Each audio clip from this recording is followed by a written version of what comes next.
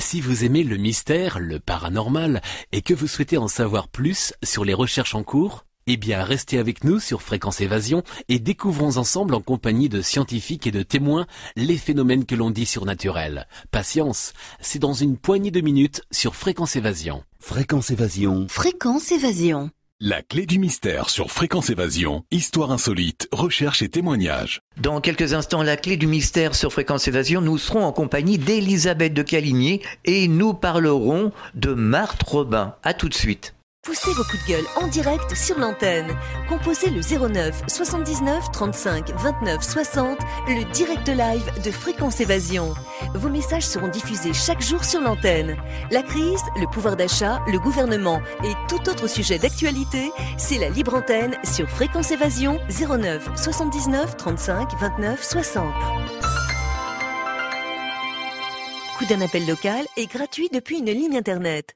La clé du mystère sur Fréquence Évasion, recherche et témoignages. Elisabeth, bonjour.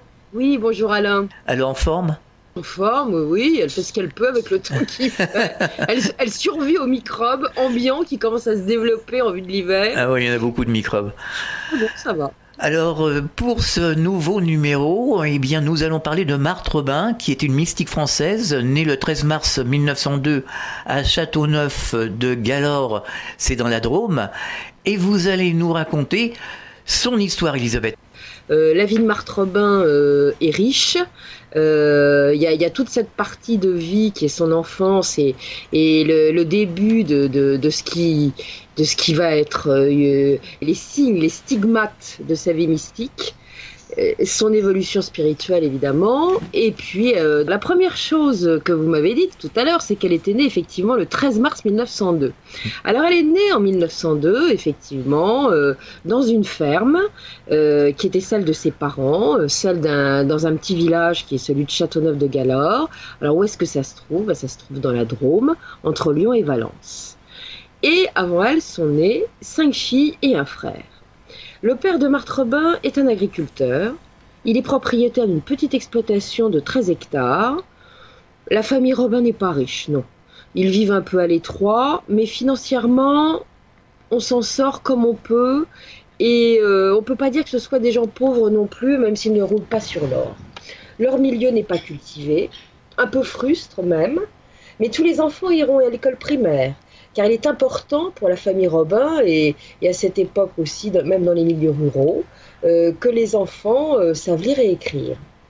Sans être particulièrement religieux, les parents Robin souhaitent quand même que leur progéniture ait une bonne éducation chrétienne. Et c'est pas si évident que ça, parce que dans la vallée de Galore, il s'est passé quelque chose de particulier. Elle est devenue profondément anticléricale sous la Troisième République. On peut dire que la calotte n'est pas en odeur de sainteté et il y a même un groupe anti-chrétien extrêmement virulent qui tente de contrôler les populations villageoises qui s'y installaient dans cette région de Châteauneuf de Galore. Il y aura même d'ailleurs une loge maçonnique qui verra le jour à Châteauneuf même et qui influence on ne peut plus à ce moment-là la vie locale et la vie politique locale. Alors on ne se bouscule plus à l'église pour assister à la messe du dimanche, on fait quand même les baptêmes à l'église, les mariages et les enterrements, mais ça ne va pas plus loin. Marthe dira plus tard d'ailleurs avoir subi cette pression et avoir été souvent ébranlée par différentes choses qui la choquaient, et notamment par un incident qu'elle a vécu elle-même, violent, quand elle était petite fille. Elle était alors âgée de 7-8 ans et elle se rendait à son cours d'éducation religieuse. Donc elle avait son livre de catéchisme, marchait sur un trottoir de la petite ville, son livre de catéchisme à la main, et quelqu'un s'est jeté sur elle, un adulte, pour lui arracher des mains, lui déchirer et le mettre dans le caniveau. D'abord elle a eu peur, la gamine, et puis surtout ça l'a marquée parce qu'elle n'a pas compris, et elle a ramassé ces morceaux de livres de catéchisme qu'elle a gardés, dira-t-elle plus tard, comme des reliques dans sa chambre. Alors, le père de Marthe s'appelle Joseph, et c'est un homme bon, mais assez autoritaire. Et à un moment, vous allez le voir, il va pas être très commode avec Marthe, quand elle va commencer à baisser, on peut dire, physiquement, et Dieu sait dans quel état elle va se retrouver à la fin. il va pas toujours être facile, mais il redeviendra bon, disons, sur la fin. Mais à un moment, ça sera compliqué. Sa maman, elle, par contre, Amélie Célestine, est une femme chaleureuse. Elle ouvre sa maison à tout le monde, elle est accueillante. Enfin, c'est une femme qu'on apprécie beaucoup. Mais il va courir une vilaine rumeur concernant Amélie Célestine. Il se dit qu'elle aurait eu une brève liaison avec un ouvrier de ferme, pour lequel elle aurait eu un coup de foudre, réciproque d'ailleurs, et que c'est du fruit de ses amours que Marthe Robin serait née. Elle dira plus tard elle-même qu'elle en était persuadée. Donc effectivement, ça fait une petite tâche dans la famille, si vous voulez. Toujours est-il que Joseph ne fera pas de différence entre ses différents enfants. Il va évidemment reconnaître Marthe et l'aimer beaucoup, et il va quand même l'aider quand la situation deviendra difficile pour elle. La vie de Marthe, elle est simple au départ. C'est une vie de petite campagnarde. Elle est proche de la nature et des animaux. Elle aime gambader à droite et à gauche. Mais il va y avoir un drame qui va la marquer alors qu'elle est toute petite. Elle n'a que 1 an. Et elle est déjà très éveillée comme enfant et très attachée à un grand-père. Toute la famille Robin habite à peu près au même endroit. Et voilà qu'une fièvre de typhoïde va décimer la vallée de Galore. Et le grand-père va décéder, ainsi que sa grande sœur qui s'appelait Clémence.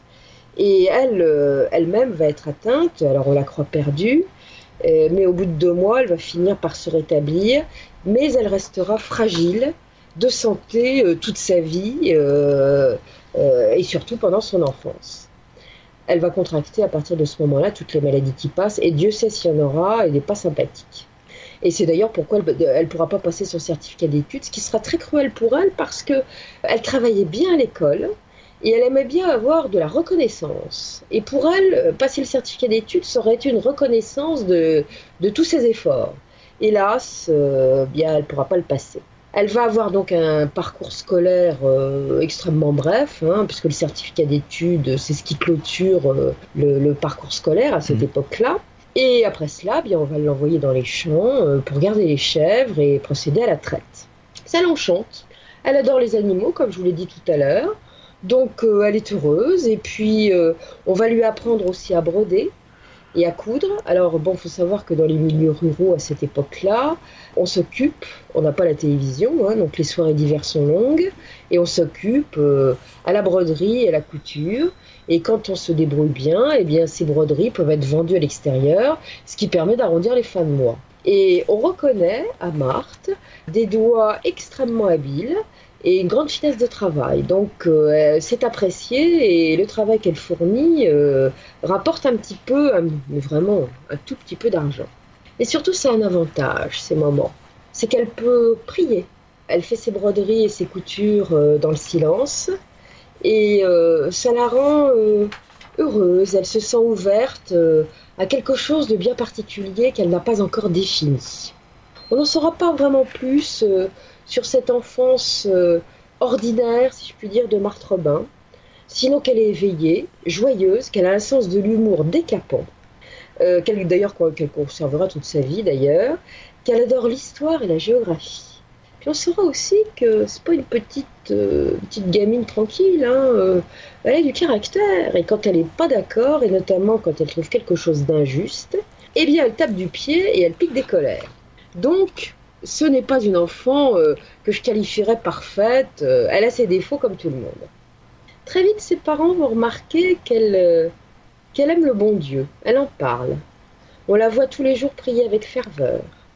Bon, ils la regardent faire, on ne peut pas dire qu'ils soient très enthousiastes, mais enfin bon, ils ont la foi, ils ne disent rien de particulier.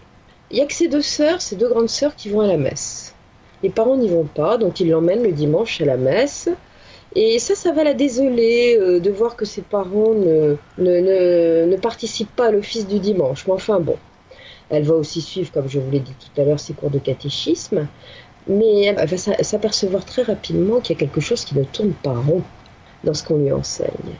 Elle trouve que ce que lui fait apprendre monsieur le curé, c'est de la morale, c'est culpabilisant. Mais il n'y a pas d'amour dans tout cela. Et ça la choque, elle ne comprend pas.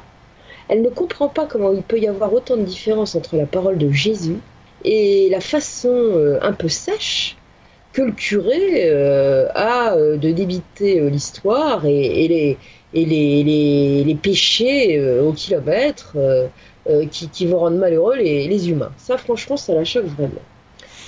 Arrive le moment de faire la communion privée. Alors ça, c'est important pour elle. Vraiment, elle s'y est préparée. Et là, c'est comme pour le certificat d'études. Voilà qu'elle attrape la rougeole. Et la voici de nouveau alitée, donc elle ne peut pas faire sa communion privée. Et alors, elle en est complètement désespérée.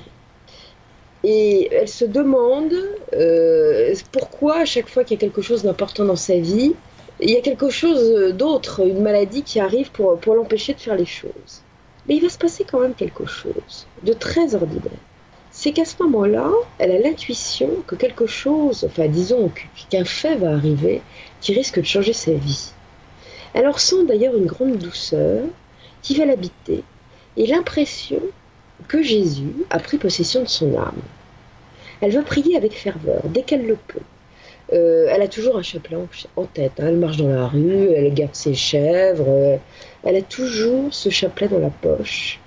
Et elle communie vraiment avec Jésus, avec cette présence de Jésus qu'elle sent proche d'elle. Les prêtres l'émeuvent aussi. Quand elle entend parler d'un prêtre qui est malade, il faudrait presque la retenir pour qu'elle ne court pas à son chevet. Les hommes de Dieu, elle estime qu'il faut les protéger parce que, surtout dans cette vallée de Galore, où on critique beaucoup, hein, eh bien, ils vivent une vie difficile. Et vers ses 14 ans, il va se passer quelque chose, et c'est souvent le cas. Ce grand engouement spirituel qu'elle a eu dans ses années de jeunesse, d'enfance, d'un seul coup tombe à plat. Elle s'en étonne, elle s'en désespère un peu. Puis bien vite, toutes les choses vont reprendre, et à partir de là, cet engouement spirituel, ce ressenti spirituel, va devenir encore plus exacerbé. Et c'est à ce moment-là, effectivement, qu'il y a ce redémarrage dans la spiritualité, que sa vie va tout à fait basculer. Durant l'été de ses 15 ans, 1918, elle ne se sent pas bien. Elle est fatiguée, épuisée même, puis elle a des maux de tête, des migraines absolument épouvantables qui l'assaillent, de plus en plus fréquemment. Elle a des douleurs ophtalmiques aussi, et la voici prise de grands accès de fièvre et de terribles vomissements. Sur le moment, les parents se disent qu'elle a un petit dérangement gastrique, que ça va se passer comme les autres maladies qu'elle a déjà contractées. Ils ne s'affolent pas, s'inquiètent un peu quand même parce que c'est assez violent les symptômes. Et puis ça ne passe pas. Les mois passent, on peut dire qu'elle va un petit peu mieux, mais elle ne retrouve pas sa vitalité d'antan. Les désagréments physiques qui ont accablé tout son été se manifestent en permanence, vont repartir dans un sens plus aggravé. Et le 1er décembre 1918, un peu avant midi, il va se passer quelque chose de grave. Elle se trouve dans la cuisine et soudain, elle va être prise d'atroces douleurs qui vont la faire tomber par terre. Elle va chuter. Et au sol, elle n'arrive pas à se relever. Et elle hurle de douleur. Elle hurle à ses parents, à ses sœurs, je ne sais pas qui se trouve dans la cuisine, d'appeler un médecin. Alors effectivement, de toute urgence, les parents vont faire appeler 2 médecins qui viennent d'une commune proche. Ils vont se précipiter à son chevet et le diagnostic est lourd. Ils sont absolument convaincus qu'il s'agit d'une tumeur cérébrale. Dans les heures, dans les jours qui suivent, la situation s'aggrave encore. Voilà qu'elle plonge dans le coma. 4 jours de coma. Les médecins disent à la famille, elle est perdue, hélas, faut vous préparer au pire. Hein. Le curé va venir lui administrer d'ailleurs les sacrements. Et elle va survivre finalement. Son état va s'améliorer sensiblement au fil des semaines et on pense qu'elle est sauvée. Mais, hélas, voilà que ça recommence. Ça se remet à être terrible pour elle puisqu'elle est fatiguée, elle a à nouveau ses migraines et elle est léthargique. Complètement léthargique, elle ne peut plus rien faire, elle ne peut plus aller au champ, elle ne peut plus broder puisqu'elle a également la vue qui est atteinte. Et elle commence à rester le plus souvent dans un fauteuil et dans son lit. Et ceci va durer 27 mois. 27 mois de douleur, parce qu'au fil du temps, elle ne supportera plus la lumière. Donc on va fermer les volets de sa chambre, elle va être plongée pratiquement en permanence dans le noir. Et puis à un moment, on va s'apercevoir qu'elle se paralyse petit à petit, et notamment elle va avoir tout un côté paralysé. Mais surtout, et le pire, c'est qu'elle souffre comme une damnée. Elle hurle de jour comme de nuit. Elle hurle au point de terroriser les membres de sa famille. Ils sont tellement effrayés par ces cris atroces qu'elle pousse qu'ils n'osent même plus l'approcher. Son père et son frère notamment sont si impressionnés qu'ils évitent d'aller lui dire bonjour et de venir dans sa chambre parce que ça les terrorise carrément. Et elle dira d'ailleurs à une de ses nièces qui a eu le courage de venir la voir que si on l'avait plongée dans une lessive bouillante, ça lui aurait fait exactement les mêmes douleurs. Imaginez ce que ça peut être. En juillet 1919, la maladie va encore prendre de l'ampleur. Son corps est exténué déjà. Elle lutte contre des crampes musculaires absolument épouvantables. Ses troubles de la vue, j'en ai parlé, elle est à moitié aveugle et elle a des troubles digestifs permanents. Elle vomit à tout va. Et on s'aperçoit qu'elle ne peut plus s'alimenter correctement. Il y a des jours, elle ne peut même plus absorber la moindre cuillère de nourriture. La seule chose qu'elle absorbe, c'est quand on lui met un petit carré de chocolat entre les lèvres, qu'elle va sucer tout doucement, et c'est la seule chose dont elle peut se nourrir.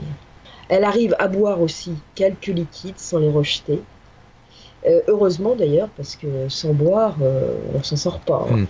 Et c'est d'une telle constance, ces malaises et ces douleurs, qu'à un moment, elle n'a même plus de repos, c'est-à-dire qu'elle ne peut plus dormir du tout. Elle somnole à peine quelques instants, qu'aussitôt, les crises reprennent, est absolument épouvantable. Elisabeth, je vous propose de marquer un temps d'arrêt, on revient dans quelques instants. Chaque jour, sur Fréquence Évasion Radio, recherche, ovni, paranormal, faits de société, protection de l'environnement et les rendez-vous avec vos stars préférées dans Paroles de Stars. Fréquence Évasion, c'est également la voix des sudistes en Principauté de Monaco et dans le Grand Sud. Fréquence Évasion Radio, dites-nous tout. Dites-nous tout. Dites-nous tout. La clé du mystère sur Fréquence Évasion, recherche et témoignages.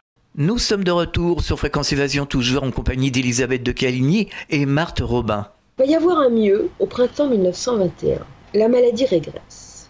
Du coup, elle-même, comme sa famille, retrouve un petit peu de confiance. Elle était alitée depuis un moment. Là, elle peut à nouveau se relever, marcher un petit peu. Elle y voit de nouveau clair. Elle n'a pas un œil de lynx, ça c'est sûr. On ne peut pas dire qu'elle ait une bonne vue. Mais au moins, elle ne se cogne plus contre les murs. Et bon... Disons qu'elle a une bonne myopie et qu'on va lui mettre des lunettes, puisque vous la verrez toujours sur une photo avec des lunettes. Et c'est durant cette période de rétablissement, qui était, on peut dire, inespérée, parce que ça fait des mois, des années que ça dure, que va éclater sa foi. Elle prie de plus en plus, elle a eu le temps de prier. Elle priait pour que ses douleurs cessent, sans arrêt. Et maintenant, avec cet apaisement, c'est de plus en plus profond, parce que ça n'est pas troublé par la douleur. Et ça n'est plus vers Jésus en particulier qu'elle se tourne, mais vers la Vierge Marie.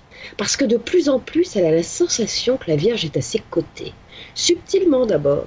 Et puis après, elle a presque une impression matérielle. Et il semblerait que ce soit le 20 mai 1921 que la Vierge se soit manifestée à elle pour la première fois. On n'a pas vraiment d'informations précises sur ce point, contrairement au reste, où tout a été noté, mais elle l'a dit. Que c'était à cette date-là. À la suite de ça, elle va partir en pèlerinage, c'est durant l'été qui va suivre, et notamment à 2 pèlerinages, celui de Notre-Dame de Châtenay et celui de Notre-Dame de Bonnecombe. Et quand elle va revenir à la ferme, tout le monde va la trouver transformée. Ça n'est plus la même personne, il y a quelque chose qui rayonne en elle. Elle a entendu visiblement un appel, quelque chose de très puissant. Et on va se rendre compte à ce moment-là dans son discours qu'elle a décidé de se donner on ne peut plus à Dieu, tout entière. Et elle annonce la nouvelle que sa famille redoutait un peu quand même. Elle annonce qu'elle veut devenir carmélite, comme Thérèse de Lisieux. Elle va en parler à ses parents. Alors ça va pas bien passer, parce que Joseph Robin, il comprend pas. Lui, il n'est pas pratiquant du tout. Il a même cessé toute pratique depuis longtemps. Donc il lui dit non. Arrête tes bondieuseries, ça suffit. Amélie, elle en dit trop rien, mais elle va pas encourager sa fille non plus. Mais elle sera moins brutale, disons, dans ses propos que Joseph. Évidemment, Marthe aurait pu se décourager et renoncer. Mais elle a cet appel violent. Et elle ne lâche pas l'affaire, si je puis dire. Elle veut convaincre ses parents à tout prix. Sauf que son élan va être très vite calmé, si je puis dire, puisque la rémission des maux n'a été que de courte durée. En novembre 1921, elle est complètement paralysée des membres inférieurs. Du jour au lendemain, inexplicablement. La médecine n'y comprend rien d'ailleurs. Elle a également des douleurs dans le dos qui la recroquevillent petit à petit. Elle part en avant. Et puis les choses vont s'arranger encore un petit peu. Elle va arriver à remarcher. Alors, elle a des poteaux.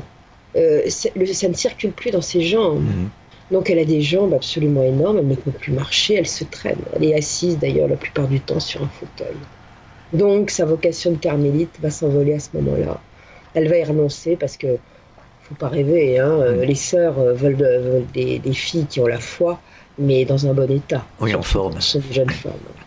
Dans la nuit du 25 mars 1922, Alice, qui est l'une des sœurs de Marthe et qui dort avec elle dans la même chambre, est réveillée en sursaut.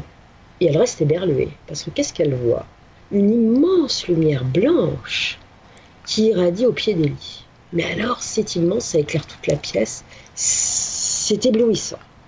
Elle n'en revient pas. Elle réveillerait bien Marthe, mais pour une fois que Marthe dort, elle va s'en abstenir. Le lendemain, elle ne va pas lui en parler, parce qu'elle se dit qu'elle a peut-être rêvé, après tout. Et c'est beaucoup plus tard qu'Alice Robin saura que sa sœur l'a vue, elle aussi, cette lumière. Elle lui dira un jour, en effet, à brûle-pourpoint, au cours d'une conversation, « Ah oui, la lumière était belle. Moi aussi, j'ai vu la Sainte Vierge. » Alors elle a vu la Sainte Vierge, pas sa sœur. Sa sœur n'a vu que l'auréole, si je puis dire. On ne saura jamais trop quelle forme elle l'a vue exactement. Elle dit l'avoir vue, mais elle ne donnera aucun détail là-dessus. Par contre, ce qu'elle dira plus tard, c'est qu'à partir de ce moment-là, elle a senti qu'elle pouvait s'en remettre vraiment à la Mère de Dieu. Et que ça serait désormais son guide. Et c'est à partir de ce moment-là qu'elle dira aussi que la Vierge lui a apporté une consolation pour ses souffrances, et que ça a été le début de son soutien pour les épreuves les plus cruelles qu'elle va avoir à subir à partir de là. Marthe sait maintenant qu'elle ne pourra pas être carmélite, comme je l'ai dit, mais qu'elle peut s'offrir malgré tout à Dieu tout entière.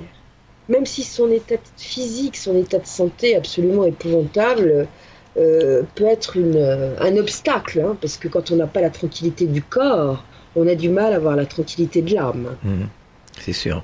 Elle va retrouver un petit peu sa santé quand même. Elle a des phases un peu plus énergiques, si je puis dire. À un moment, elle va pouvoir même reprendre quelques tâches à la ferme. On va la faire garder des vaches. Donc, ce qui veut dire qu'elle est quand même capable de marcher dans les prés et d'être à proximité de ces bêtes-là. Il faut les surveiller quand même. Et puis, elle a retrouvé la vue, comme je vous l'ai dit. Bon, elle a des lunettes maintenant, parce qu'elle est très myope, mais elle peut broder. Et ces broderies, elle y tient beaucoup, parce qu'elle est une charge pour ses parents. Elle ne peut pas travailler normalement. Et à l'époque, il n'y a pas beaucoup d'argent. Donc le fait de pouvoir vendre ces broderies qui sont recherchées, parce qu'elle est très habile, comme je vous l'ai indiqué, c'est un soulagement. Ça la déculpabilise d'être cette charge qu'elle sent être pour sa famille. Et puis, il va se passer quelque chose aussi d'absolument extraordinaire. Elle va recevoir ce que les mystiques reçoivent généralement, et ce qu'ils appellent leur blessure d'amour. Ça sera en novembre 1922. C'est à un moment tout à fait particulier. Elle va un petit peu mieux à ce moment-là, au point qu'elle va aller séjourner chez sa sœur, Gabrielle, qui est mariée, Et un jour, on ne sait pas trop dans quelles circonstances, voilà qu'elle monte au grenier et qu'elle va trouver un livre religieux, un vieux livre qui était dans une malle. Elle le feuillette et soudain, son attention est attirée par une phrase qui lui saute littéralement aux yeux et qui va la faire bondir, ou plutôt son cœur va bondir. Et cette phrase, elle dit la chose suivante. Elle dit « Pourquoi chercher le bonheur puisque tu es faite pour la souffrance ?» Et ça, elle considère que c'est un message. C'est un message qui lui est donné. Elle se dit que ça va la consoler. Ça la console immédiatement de ne pouvoir embrasser la vie religieuse classique, si je puis dire. Elle comprend que sa destinée n'est pas celle de devenir donc une religieuse, mais que ce que Dieu attend d'elle, c'est qu'elle souffre et que ce soit dans la souffrance qu'elle amène les pécheurs à la conversion. Il va y avoir un autre événement qui va la conforter en ce sens, avec une rencontre qu'elle va faire un petit peu plus tard, alors qu'elle se trouve en cure. Elle fait des cures régulièrement pour sa santé, Et à ce moment-là, elle va rencontrer, dans le lieu de cure où elle se trouve, l'aumônier de l'hôpital d'Angers, qui lui aussi est souffrant et fait sa cure. Et elle lui parle longuement à cet homme de sa vie religieuse, contrariée. Ça la taraude, et au moment des adieux, le prêtre va lui ouvrir les bras, et il va lui dire Ah, je mourrai tranquille et heureux. J'ai pressé dans mes bras la crucifiée de mon Jésus. Pas rien, c'est rare qu'un prêtre s'adresse à une ouaille de cette manière-là. Hein. Et elle prend ça, non pas comme quelque chose de flatteur, parce qu'elle est loin de tout ça, mais comme un encouragement, une reconnaissance, et un signe de la destinée qui l'attend. Maintenant, elle sait que cette souffrance qui l'accable depuis si longtemps, eh bien, c'est son chemin à elle. C'est là-dessus qu'il faudra qu'elle s'appuie pour avancer et accomplir sa mission. Elle sait que le chemin sera encore plus dur, qu'il lui faudra un courage épouvantable, énorme, monstrueux pour l'affronter. Mais elle sait qu'elle trouvera ce courage et qu'elle pourra faire ce qu'elle a à faire. Elle sait que sa voie mystique est toute tracée. Son état va demeurer stationnaire, on peut dire, jusqu'à l'année 1923. Elle fait de temps en temps des cures de bains de résineux qui aident beaucoup à des épisodes de guérison. À un moment, elle va même penser qu'elle va guérir. Bon, évidemment, par rapport à ce qu'elle se disait de sa vie mystique qui était basée sur la souffrance, c'est une surprise, mais en même temps, c'est un immense soulagement que de ne plus souffrir, puisqu'elle a une souffrance permanente de jour comme de nuit. Hein. Mais ça ne va pas durer très longtemps, cet état stationnaire. Ça va se gâter à nouveau en 1924. Elle est à demi paralysée à nouveau. Elle ne peut plus du tout marcher. C'est son père qui la lève de son lit, qui la porte sur son fauteuil, que l'on place devant la fenêtre de la cuisine pour qu'elle puisse, à travers les volets entrebâillés, voir un petit peu ce qui se passe à l'extérieur, pour qu'elle se sente moins isolée. Mais elle souffre, elle ne regarde pas très longtemps parce que ses douleurs ophtalmiques l'ont reprise également. Elle arrive quand même à lire un petit peu, à broder un petit peu, mais c'est de moins en moins facile et l'inéluctable va finir par arriver. Le 15 octobre 1925, elle va lire au dos d'une image pieuse l'acte d'abandon qui a été écrit par un prêtre. Il s'agit du père Bouchot. Et cette même année, et ça sera un signe pour elle, cela va être la proclamation de la sainteté de Sainte Thérèse de Lisieux. Thérèse de Lisieux qui la fascine tant, qui est un tel modèle pour elle. Elle la vénère vraiment. Elle va même entretenir une relation intime avec Thérèse de Lisieux. Il va y avoir des échanges, si je puis dire, surnaturels. Et elle va écrire à ce moment-là quelque chose de... Parce qu'elle commence à tenir son journal, quelque chose de bien particulier. Elle va dire « Je dois devenir un autre lui-même, un autre Jésus. Donc, abandon à l'amour, abandon plein d'amour, tout entier à Jésus. » C'est très proche, ce genre de paroles, de ceux de la petite sainte. Hein. Et dans cet abandon, il y a la souffrance. Les migraines reviennent de plus en plus terribles. L'hiver 1926 va être tragique parce que maintenant elle a des rhumatismes épouvantables qui ne la quitteront jamais plus. En 1927, c'est l'apocalypse, si je puis dire, au niveau de sa santé. Sa famille ne sait plus que faire. Il faudrait qu'elle soit placée, en fait. Mais bon, il n'y a pas les moyens, hein. On ne peut pas la placer financièrement, c'est pas possible. Et ça commence à poser des problèmes dans la famille. Il y a des tensions au sein de la famille. Joseph Robin ne supporte plus la situation. Un jour, il va s'écrier « Qu'est-ce que j'ai fait au bon Dieu pour avoir une fille pareille ?» Il s'éloigne de Marthe, il ne veut plus s'en occuper, il ne veut plus la voir. Son frère Henri fait exactement la même chose. Il y a un retrait total et Henri, vous allez voir, le frère n'est pas facile et ça va mal tourner pour lui. Il est très très particulier. La jeune fille va souffrir extrêmement de cet éloignement du papa et de son frère. Son indifférence va la blesser et elle va être d'autant plus blessée par un événement tout à fait particulier. Un jour, elle souffre de douleurs dentaires absolument épouvantables. Elle a une infection et son père n'a absolument pas bougé. Elle hurlait, elle demandait du secours. Son père est parti, complètement indifférent. Et ça va être affreux. Ça sera très très mal vécu. Elle apprendra aussi, ou elle l'entendra peut-être de loin, quand des gens demandent des nouvelles d'elle, parce qu'il y a des voisins qui s'interrogent et qui posent des questions. Alors, comment va Marthe? Lui répond toujours « Oh la Marthe !» Et il passe à autre chose et il tourne les talons. Il ne faut pas lui parler de sa fille. Donc ça, elle en est très blessée. Très blessée, parfois elle l'envie, son père, d'avoir le cœur aussi dur. Parce qu'elle, elle ressent tout.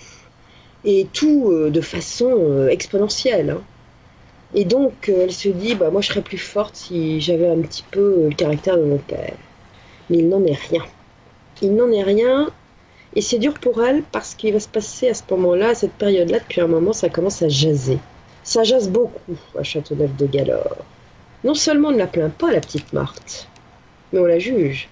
Est-ce qu'elle ne ferait pas partie de ces cheptels de femmes hystériques dont parle de plus en plus un certain docteur Charcot? Ah oui, Charcot, vous savez, il a commencé à faire des travaux très importants dont s'inspirera Freud d'ailleurs, sur l'hystérie. Et ça commence à apparaître dans les journaux. Alors on trouve des hystériques partout, évidemment. Alors Marthe, avec ses petits mots. Hein. Et le plus dur, c'est que ce sont les bigotes qui sont les plus ardentes à la critique, au jugement. Alors le manque de charité est évident. Hein. Et puis alors, le grand désarroi de Marthe, c'est que le curé fait pareil. Ça fait longtemps que monsieur le curé est aux abonnés absents. Il viendra de temps en temps la voir, mais il comprendra rien. Rien à la situation de Marthe, rien à ce qu'elle lui raconte. Et elle finira par dire, quand il vient chez moi, il laisse sa bonté à la porte. L'homme est dur, et d'ailleurs il finira par plus venir du tout la voir. Elle est très affectée de tout ça. Alors il y a une raison, comme je vous l'ai dit, c'est un pays dur. Si les voisins ne sont pas très enclins à être tendres avec elle, c'est parce que la religion les a quittés depuis longtemps. Il y a le frère aussi qui est devenu très, très anti-calotin, Henri. Et il a dit que si le curé revenait un jour à la ferme, il prendrait son fusil. Donc évidemment, c'est pas toujours très facile et ça peut laisser à comprendre que l'abbé, le bon abbé, ne serait-ce que par sa personnalité simple, soit resté un peu distant. Et tout ça, ça va complètement isoler Marthe, qui ne reçoit pratiquement plus aucune visite, même pas celle de ses amis de classe, avec lesquels elle avait bien rigolé, parce que c'est une bonne copine et tout le monde rigolait bien avec elle, et personne ne vient plus la voir. Elle est pestiférée, les jours se succèdent, et comme elle dit à un moment, une bonne causerie lui aurait fait le plus grand bien. Cette bonne causerie, elle ne l'a plus. Et en octobre 1927, voilà qu'elle est prise de maux d'estomac, qui la font hurler à nouveau de douleur et vomir le sang. Et là, le médecin qui va venir en consultation est implacable. Il a diagnostiqué un cancer de l'estomac. Il annonce à la famille, une fois de plus, que les jours sont comptés. Et elle se prépare pour le grand départ parce qu'elle souffre tellement, elle est tellement affaiblie par les hémorragies constantes que là, elle est persuadée que sa fin est arrivée, qu'elle est proche en tout cas.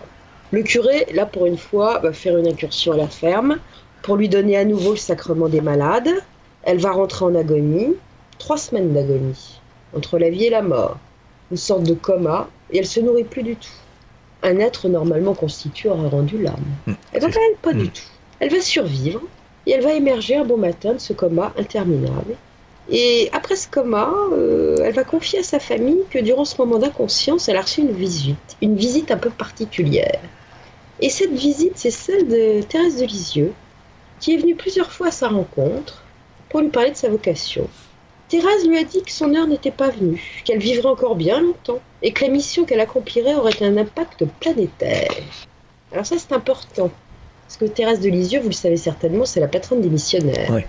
Ce qui est assez rigolo d'ailleurs, parce qu'elle est restée toute sa vie, qui était bien courte hélas, puisqu'elle est morte très jeune, entre les murs d'un Carmel, mais elle est connue dans le monde entier. Et Marthe va dire, joyeuse, en parlant de cette mission dont lui a parlé Thérèse, « Oh, la coquine, elle m'a tout laissé. » Bah oui, la coquine est morte, hélas, un peu tôt. Donc Marthe a compris qu'elle allait prendre sa suite. Et elle en est bien heureuse. Elle dira que la petite sainte était pour elle comme une grande sœur, qui avait entre elles une intimité d'amour, de vue incroyable. Elle révélera ainsi qu'il lui suffisait d'ouvrir souvent au hasard le journal de sa vie, Histoire d'une âme, vous l'avez peut-être lu, ce livre qui est merveilleux, pour trouver des solutions remplies de lumière. Et elle dira dire que je l'aime tant.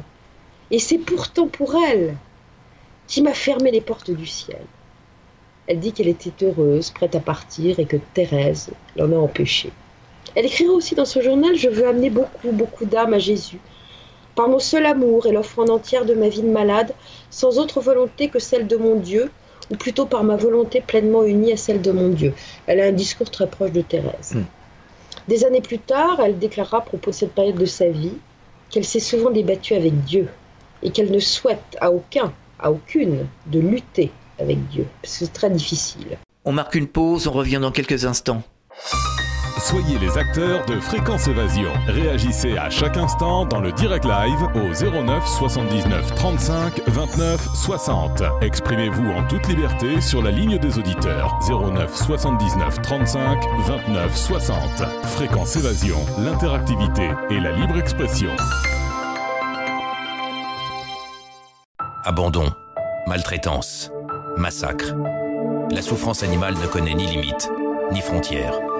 Depuis près de 30 ans, la Fondation Brigitte Bardot intervient aux 4 coins du monde. En mer, comme sur terre. Vaccination, sauvetage, création de refuges, réintroduction en milieu naturel.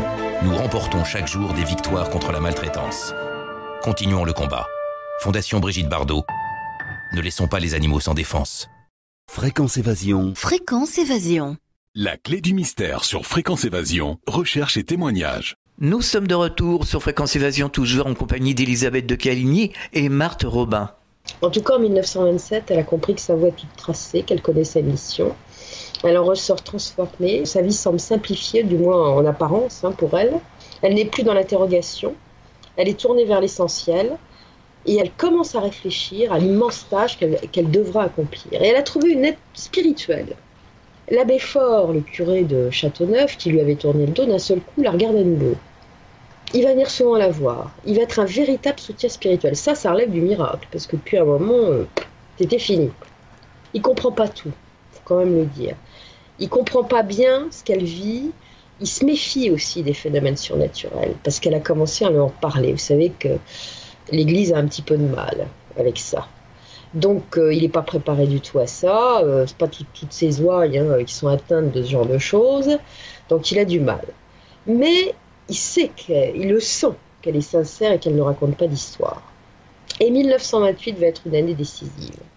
Décisive parce que là, elle va repiquer, si je puis dire, dans un état léthargique, tout en ayant sa tête. Et elle va se coucher pour ne jamais plus, vous m'entendez bien, se relever. Sa paralysie des jambes est totale. Et il va se passer un phénomène très particulier. C'est que très vite, ses jambes, les muscles de ses jambes vont s'atrophier, que ses jambes vont se recroqueviller sous elle. Elle a des crises de rhumatisme intenses, des migraines évidemment. Elle souffre le martyre. Ça a atteint des sommets. Elle pensait les avoir atteints, mais non, c'est encore pire. On lui prescrit de la morphine d'ailleurs, de la belladone, de l'eau chloroformée. Ça la soulage un peu, mais pas tout à fait. Elle se gave d'aspirine. Alors, comme elle a déjà des vomissements et des saignements d'estomac, vous imaginez ce que ça donne. Elle ne mange presque plus. D'ailleurs, à chaque fois qu'elle mange quelque chose, elle le rend aussi sec. Donc, c'est absolument épouvantable. Et elle est si mal en point que la nuit, Madame Robin, sa mère, a décidé de ne plus la quitter. Elle dort dans la même chambre que sa fille. Et cette pauvre femme est épuisée, puisque des nuits avec Marthe, c'est pas de troupeau. Et Marthe essaye pourtant de limiter les dégâts, et pour ne pas hurler, elle mord ses draps toute la nuit. C'est une année physiquement terrible. Il va y avoir un nouvel événement qui va se produire. À cette époque, les curés de village invitaient parfois dans leurs églises des missionnaires diocésains. Et ces missionnaires avaient une sorte de spécialité, un peu prédicateur, vous voyez, avec des prêches qui réveillent un peu la foi endormie. L'abbé Faure ne va pas faire exception à la règle. Il va inviter un de ses prédicateurs, et même un groupe de prédicateurs. Ce sont les pères capucins de Lyon. Lyon n'est pas très loin, comme je vous l'ai dit. Et ceux-là, ils sont réputés pour avoir la parole percutante. Et leur mission va débuter en novembre 1928 pour s'achever le 2 décembre. Et en général, que font ces moines ? Eh bien, quand ils ont fini leur prêche à l'église, ils vont visiter les familles, et notamment les malades, ceux qui ne peuvent pas se déplacer. Et c'est ainsi que Marthe Robin va voir arriver dans sa chambre le père Marie Bernard, qui est accompagné d'un autre moine. Et ceux-là vont avoir un tête-à-tête assez long avec Marthe. qui vont en ressortir transformés. Le père Marie-Bernard aussi va être très impressionné. Il a dû avoir le récit complet des grâces mystiques de la petite jeune femme. Des confidences qu'elle n'a fait à personne, même pas à l'abbé Faure, dont elle avait bien compris qu'il était plein de bonne volonté, mais qu'il n'était pas à même de les comprendre. On se demande si c'est pas lui qui lui a dit à un moment de la conversation de suivre les pas de saint François d'Assise et comme lui, de se laisser envahir par Jésus. En tout cas, il lui a recommandé de lire de plus en plus d'ouvrages religieux et de ne plus perdre son temps à lire autre chose, parce qu'elle aimait bien lire, Marthe, elle lisait des romans comme tout le monde. Et après cette entrevue avec Marthe Robin, le bon moine va s'empresser d'aller voir l'abbé Faure et d'aller lui déclarer que Marthe Robin est digne de confiance, que lui-même s'en porte garant. Et il va faire mieux encore, c'est qu'il va écrire à la jeune femme pour lui demander si elle accepte de devenir sa sœur spirituelle. Et même la sœur spirituelle des moines capucins de Lyon. Est-ce qu'elle accepterait par hasard de rejoindre leur tiers ordre? Ça n'est pas rien. Alors elle hésite un peu, Marthe. Elle ne sait pas de quoi il s'agit. Alors le bon père explique, il insiste, et elle va accepter. Et c'est durant la nuit suivante, parce que ça va se passer dans la nuit du 3 au 4 décembre, que va se produire un événement marquant. Elle va voir Jésus. Il va lui apparaître. Il va lui apporter du réconfort. Et il va lui poser 3 questions. Enfin, la même question par 3 fois. Il va lui demander si elle consent à souffrir pour la conversion des pécheurs. À chaque fois, elle dit oui, bien sûr. Et à chaque fois qu'elle dit oui, elle reçoit comme un coup de glaive au cœur. Ça, c'est souvent qu'on a vu ça chez les mystiques. Et ça va être à la fois douloureux, évidemment, sur le coup, mais c'est une grâce énorme. Marthe est bouleversée, elle est remplie d'une joie indicible. Elle va écrire une lettre très émouvante le 16 décembre 1928 à l'abbé Faure, et elle lui demande de devenir son directeur spirituel, car elle estime maintenant qu'elle a besoin d'être dirigée spirituellement. Il accepte, et cette lettre de Marthe, l'abbé Faure va la garder. Il va la garder dans son missel, et après son décès, on la retrouvera. Il gardera toujours au fond de ce missel cette demande, qui pour lui est une forme de grâce, de la part de la petite Marthe Robin. Et l'abbé Faure va mettre tout son cœur et sa bonne volonté pour accomplir le rôle et la mission dont elle l'a chargé. Et ça va être le début d'une longue et très belle amitié, toute simple, naturelle, intime même. Et la vie de souffrance continue. Mais elle est portée. Et le 2 février 1929, c'est le coup de grâce. Elle était déjà paralysée des membres inférieurs. Voilà que maintenant, elle est tétraplégique. Elle ne peut plus bouger du tout.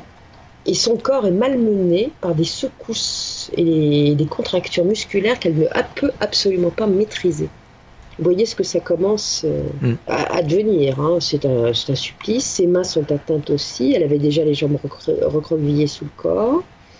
Mais le coup des mains, ça va rester quand même de courte durée. Elle va pouvoir retrouver l'usage de ses mains. La veille de l'ascension de l'année 29, Jésus va lui réapparaître pour lui demander si elle veut s'en aller au ciel tout de suite, ou est-ce qu'elle peut, si elle le veut, rester plus longtemps sur terre pour continuer de sauver les âmes. Il a quand même pitié d'elle, semble-t-il. Ah, on se doute de ce qu'elle lui a répondu, puisqu'elle a continué à vivre. Hein. Elle dira qu'une fois qu'on a vu le ciel aussi, on ne peut plus s'en passer. Donc ça lui donne du courage. Et le contact maintenant, ça elle le dira dans son journal et dans des confidences qu'elle fera plus tard, le contact est constant avec Jésus. Qu'il lui apparaisse ou non, elle sent sa présence. Elle sent comme une union avec le Christ. Elle sent un cheminement du Christ à travers son cœur. C'est une grâce. Elle a l'impression de rentrer dans le secret du Christ. Elle connaît l'infinité de son amour. Elle le dira, elle l'écrira. Elle connaît ses sentiments les plus intimes. Et pour tout ceci, à partir du moment où elle a accepté de rester sur la terre, eh bien, elle trouvera toute l'énergie pour surmonter ces souffrances qui l'accablent. La Vierge est aussi à ses côtés. Elle est douce, maternelle, consolatrice, comme elle le dira, surtout très affectueuse, comme une mère. Elle vient souvent à elle, elle se manifeste, elle la voit avec ses yeux. Il y a une intimité extrêmement profonde qui va se lier entre elle et la Vierge. Marthe va dire qu'elle sait qui elle est.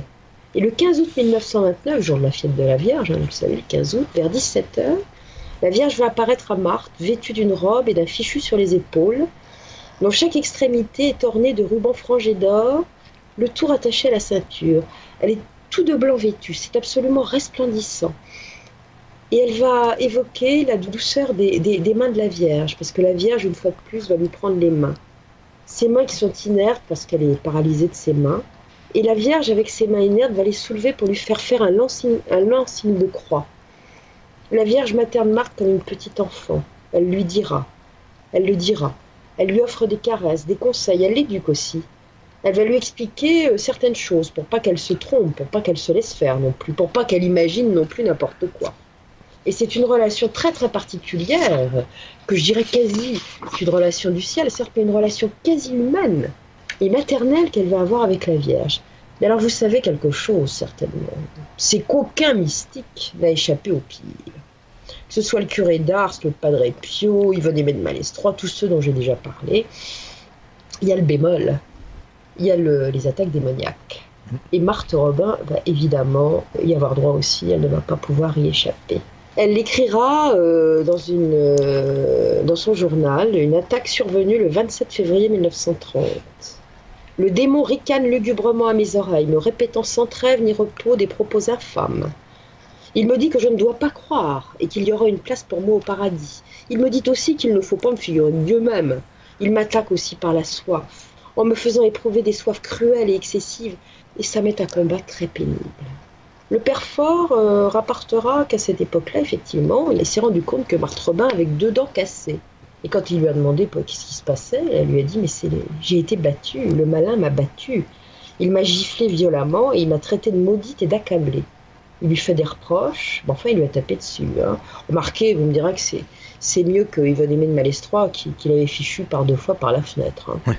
Parce qu'elle était quand même tombée de je ne sais plus combien d'étages quand elle était à de Versailles. Bon, elle n'était pas paralysée, elle même quand même. Donc combat frontal aussi pour Marthe Robin avec le démon. Mais elle a des consolations. Et la consolation, c'est la communion. Chaque semaine, le père Fort se déplace jusqu'à la ferme des Robins pour donner la communion à Marthe. Et là, elle ressent une joie immense. C'est l'union absolue avec Dieu. Elle écrira ainsi dans son journal le 9 février 1930. « Dès la présence de Jésus hostie dans mon cœur, mon âme fut accablée sous l'excès de bonheur et de la joie. » Et voilà désormais que, depuis qu'elle prend cette communion régulièrement, eh bien, de surprenants phénomènes vont se manifester. Ce sont les 3 personnes divines. Dans l'ordre, il y a le Fils, le Père et l'Esprit Saint. Le curé Fort l'entend parler de ça, et cette trinité, ça lui échappe un peu. Il ne comprend pas très bien ce qu'elle veut dire, comment elle peut voir le Père, le Fils et le Saint-Esprit. Hein Ça le dépasse. Et Marthe, ça la déconcerte. Elle essaye d'expliquer, mais il ne comprend pas. Alors cette incompréhension de la part de son directeur spirituel, ça l'angoisse. Elle n'a plus de repères. Elle a parfois un doute. Voilà. Et ça va certainement la rendre malade, encore un peu plus. Parce qu'à ce moment-là, elle va se murer dans une forme de tristesse et elle ne peut plus manger ni boire. C'est à partir de là qu'elle ne pourra plus rien absorber. Il y a des douleurs absolument intolérables. Et elle dit que sans le soutien de Jésus, elle ne pourrait plus supporter tout ça. Alors la moindre tâche, c'est même plus un rêve. Elle est une grabataire momifiée sur son lit de douleur.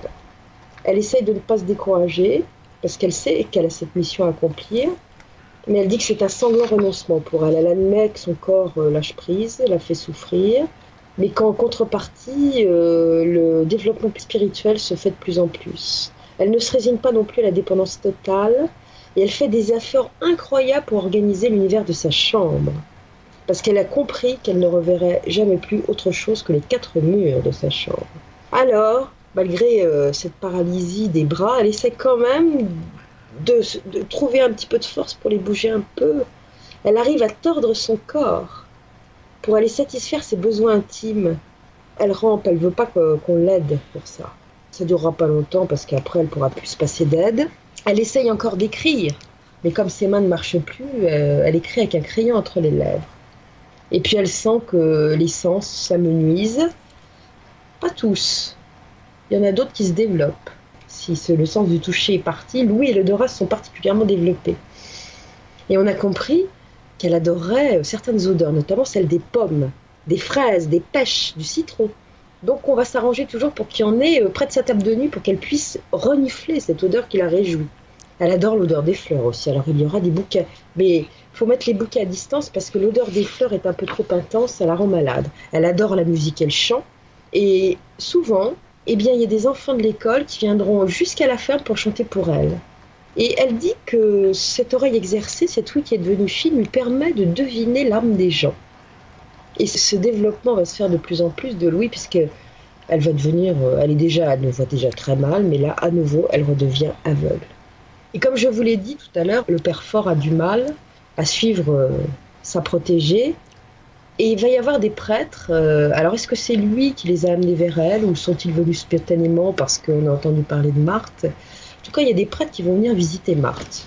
Et parmi eux, il y a un abbé qui s'appelle l'abbé Beton, qui est prof de philo et passionné de théologie mystique.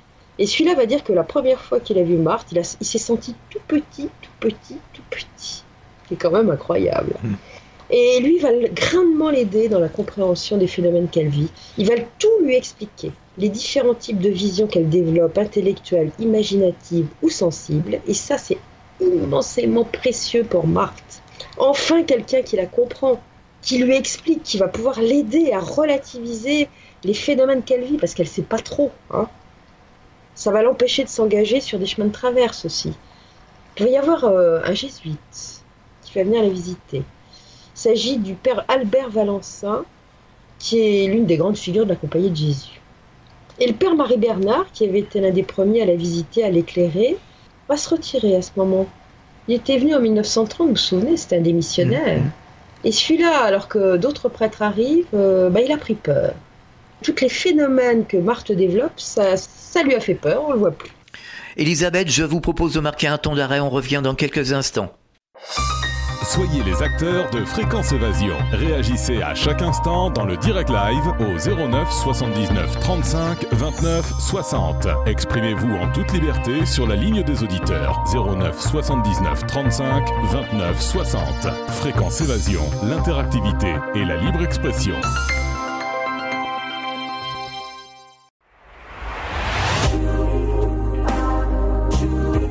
Fréquence Évasion.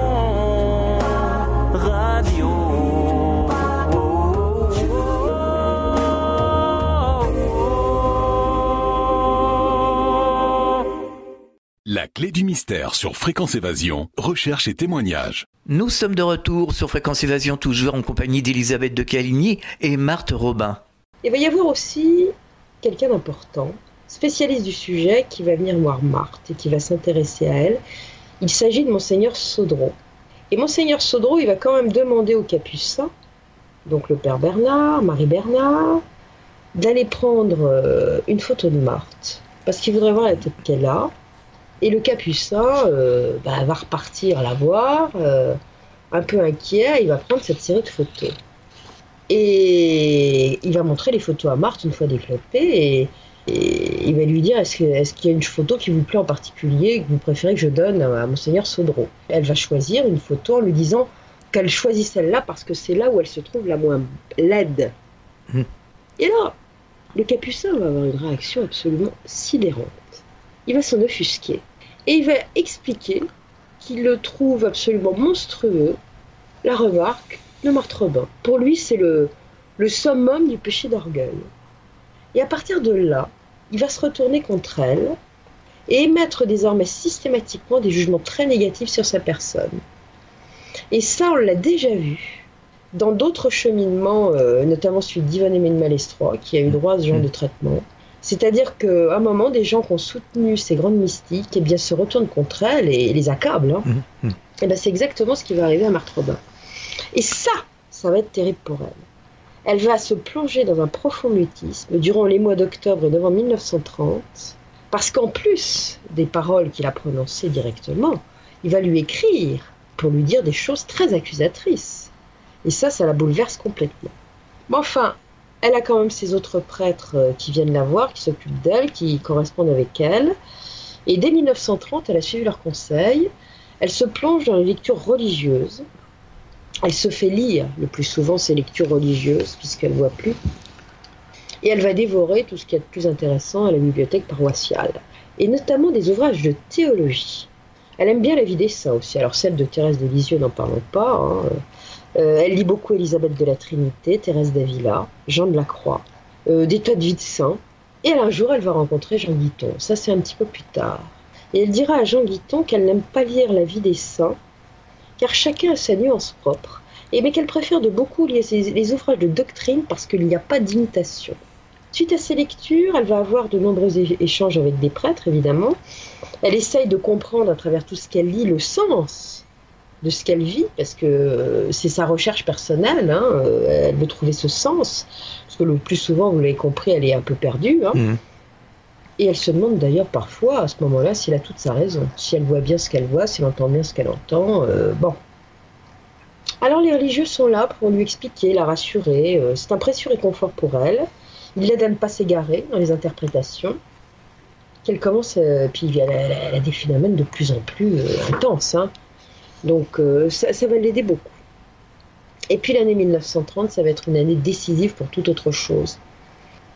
C'est l'année où apparaissent les premiers stigmates. Mmh.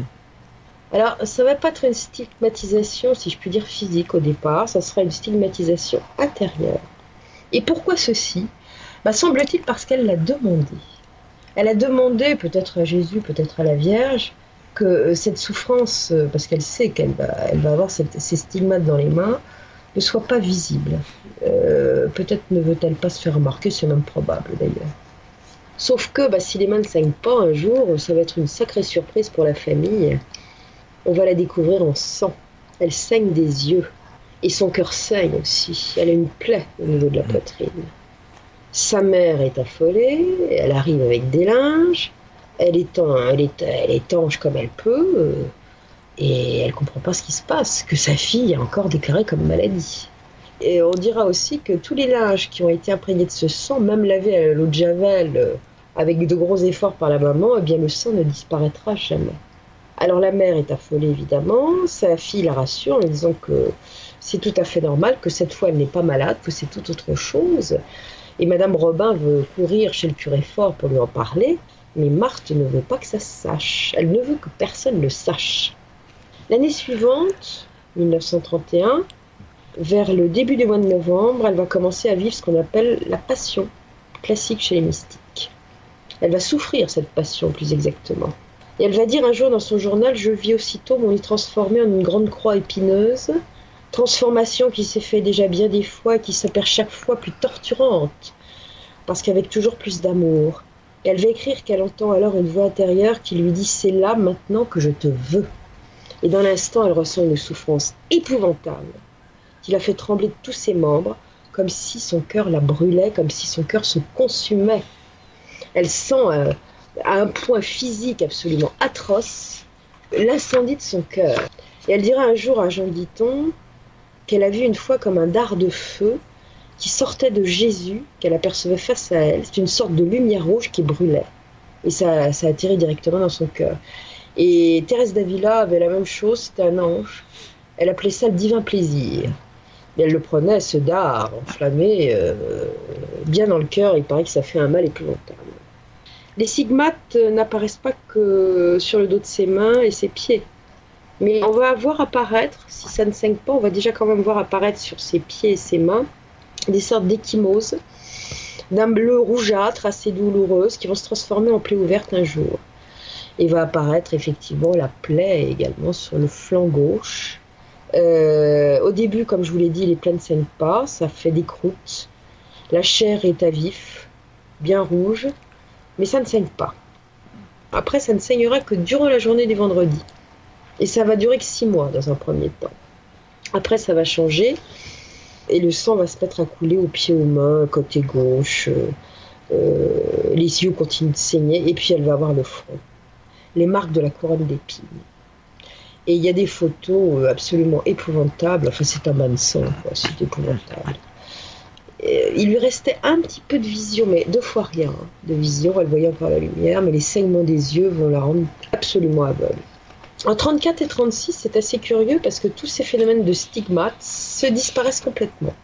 Et après, ça reviendra régulièrement chaque semaine. Alors, plusieurs dizaines de personnes ecclésiastiques, simples visiteurs, ont vu ce sang. Il y a un jour dans l'année où c'est pire que les autres jours, c'est le jour de la fête du très précieux sang de Jésus. Alors là, il y a de terribles hémorragies qui jaillissent de partout dans son corps et cela s'écoule si fort que plusieurs personnes sont là pour étancher ce sang qui coule. Et un jour, il y a un psychiatre parisien qui s'appelle le docteur Alain Assailly qui va assister à cette passion. Et là, il est complètement sidéré, il va prendre une lampe électrique, puisque tout se passe dans le noir évidemment, parce qu'elle ne supporte pas la lumière, et il va regarder ce qui se passe. Et il va voir la plaie du côté, du flanc gauche, qui fait 6 à 7 cm de long, et du sang abondant, qui coule très rouge de cette plaie. Et puis surtout, ce qui va le sidérer, c'est la chaleur intense qui se dégage de la plaie. Ça brûle. C'est comme s'il y avait un flux de sang, mais qui émettait une chaleur absolument épouvantable. Et c'est d'autant plus frappant que le reste du corps est presque froid. Et ce phénomène de stigmate va se produire jusqu'à son décès. Chaque vendredi, elle ne fait que saigner. Elle revit tous ces vendredis les étapes de la Passion du Christ. Ça commence au fil des années dès le jeudi soir. Elle ressent d'abord la cruelle souffrance de l'abandon que Jésus a vécu au jardin de Gethsémani, puis la flagellation, la douleur sur le chemin de croix, l'atroce douleur des clous qu'on plante aux mains et aux pieds, et puis ce coup de lance, et puis après c'est la terrible agonie. Et à nouveau, elle ressent le terrifiant moment d'abandon que le Christ a vécu en rendant son dernier souffle, quand il a dit à son Père, pourquoi m'as-tu abandonné ? Les témoins qui vont tous assister à ces passions diront unanimement que l'on voit très distinctement dans ces cas-là la progression des étapes de cette passion qu'elle est en train de vivre. Quand elle se trouve au jardin de Gethsémani, par exemple, on voit très nettement sa peur. Alors le supplice de la croix, n'en parlons pas. Marc dira que dans ces moments où elle vit la passion, elle voit très distinctement les scènes de la passion du Christ. Elle peut reconnaître les visages. Elle entend les hurlements de la foule. Les témoins la voient lutter, agoniser, gémir, hurler. Et puis le cri étrange survient soudain, au moment de la mort. Marthe meurt en poussant un cri très particulier. Et surtout, il y a un mouvement très particulier de sa tête qui, brusquement, comme si elle était giflée, se remet sur le côté gauche. Et toujours, cette tête se met dans un angle absolument improbable. C'est très particulier. À ce moment-là, son visage est d'une pâleur extrême, il est apaisé, il y a des larmes de sang qui roulent de partout, de son front, de ses yeux. Chacun est impressionné. On a vu toute l'agonie, on a vu ses respirations devenir de plus en plus rares. Et après, elle ne respire plus. On ne voit plus sa poitrine se soulever. Ça va durer un quart d'heure. Elle est morte, pour de vrai. Et puis elle se met à respirer tout petit à petit. Et tout repart. Quand elle se met à revenir à elle, eh bien, le Père Fort est là, généralement, pour l'aider. Elle n'arrivera que plusieurs heures après à reparler. Il y a un prêtre qui rentrera bientôt dans sa vie, qui s'appelle le Père Finet, qui lui prendra consciencieusement des notes de tout ce qui se passe durant ses passions. Et durant chaque début de passion, elle tremble de peur. Elle dit à son entourage, je crains de ne pouvoir résister. Est-ce que je pourrais supporter ces souffrances ? Mais elle dira aussi que ce qui lui donne du courage, c'est d'accepter comme le Christ de prendre en charge toute cette souffrance pour le salut des hommes. Qu'elle est dans cet état, dans l'offrande absolue de l'amour, dans son engagement au service de l'humanité.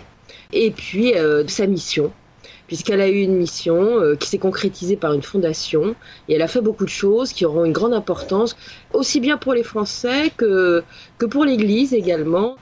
Oh là là là là, c'est terrible ce que vous venez de nous raconter, Elisabeth. Ah mais c'est absolument épouvantable. C'est épouvantable. Une vie de mystique, c'est pas une vie de rigolade. Bah, c'est sûr. Hein. En tout cas, je crois qu'il faut être vraiment avec une foi intense pour supporter ce genre de truc. Ouais, sans commentaire. Sans commentaire. À bientôt, Elisabeth. À bientôt, Alain. Merci. Fréquence Évasion.